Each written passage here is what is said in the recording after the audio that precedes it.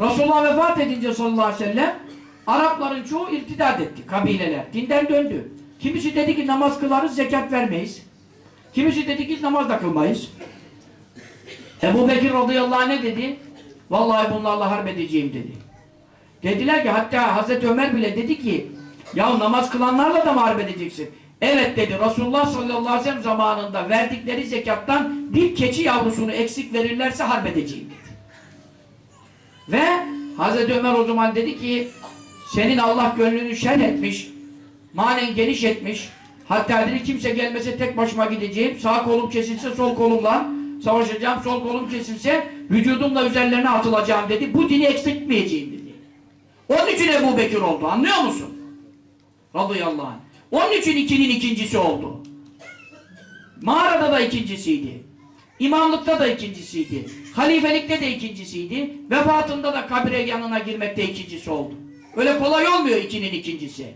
Taviz vererek olmuyor. Canımı veririm dedi, bu dini eksiltmem. Keçi yavrusunu eksik veremezler. Bu Allah'ın dinidir dedi.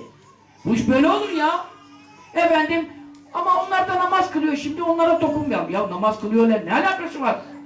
Namaz kılsa, zekatı inkar etse kafir olur. Sabaha kadar teheccüd kılsa, pazartesi, perşembe oruç tutsa. Ama Hristiyanlık da doğru bir dindir. Onunla da amel eden cennete girer, inansa müşriktir. Bu adam şirk içindedir. İmam-ı Rabbani mektubatta diyor ki vel musaddiku lid-dineyni min ehli şirk, iki dinini tasdik eden, o da doğru, bu da doğru diyen şirk ehlindendir diyor.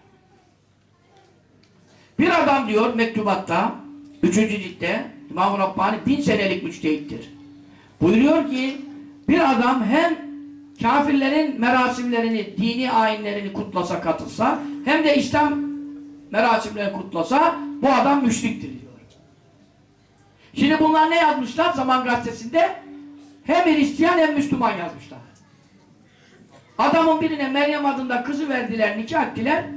Ondan sonra da diyorlar ki o adam teslisi reddetti, kelime-i şehadet getirdi. Bak şimdi, tevhidi kabul etti. Peki Müslüman oldu mu? O yok. Şimdi teslisi reddetti ne demek biliyor musun? Yani baba oğul kutsaldır. Ona inanmıyorum dedi. Peki. Kelime-i şehadet getirdi ne demek biliyor musun? Allah'ın birliğine inandı. Efendimizin de elçiliğine inandı. Yani yalancı demedi. Peki. Müslüman oldum dedi mi? Dedi ama nasıl dedi? Hem Hristiyanım hem Müslümanım dedi. Şimdi bunlar bize ne yutturacaklar? Hem Hristiyan hem Müslüman olunurmuş. Onu yutturacaklar. Çok da duygusallaşmışlar. Efendim, müftü de nikahlarını kıymış. Haham da papaz da orada oturmuş. Ya adam Müslüman oldu desem bir sözüm yok. Hem Hristiyan hem Müslüman diye gazetede manşet atıyor. Ya hem Hristiyan hem Müslüman olur mu? Bir adam hem Hristiyan hem Müslüman olunur dese müşriktir bu adam. İmam-ı Rabbani diyor ki müşriktir.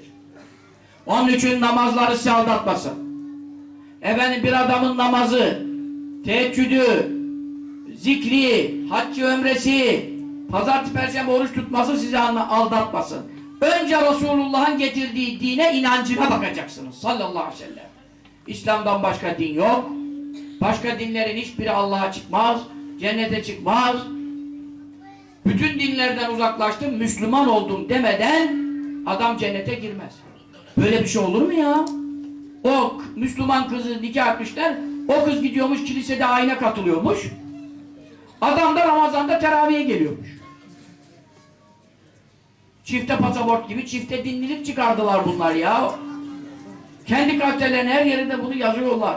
Bize de bunu yutturacaklarını sanıyorlar. Allah'ın izniyle batılı bize yutturamazlar. Ama siz uyanık olun. Bak size Resul geldi. Kendi cinsinizden peygamber geldi. Size din geldi, İslam geldi. Buna sahip çıkın diyor Allah. Bu peygamber bizden ne istedi? Sallallahu aleyhi ve sellem. Kainatın efendisi bizden talebi ne? Bu dinimi yaşatın diyor. Sünnetime ittiba edin. Yolumu yaşatın. Onun baş yolu nedir? İtikattır. Ehli sünnet vel cemaat inancıdır. Bir defa iman olmadan sünnet olur. Sakalı bırakmış. Sarığı sarmış.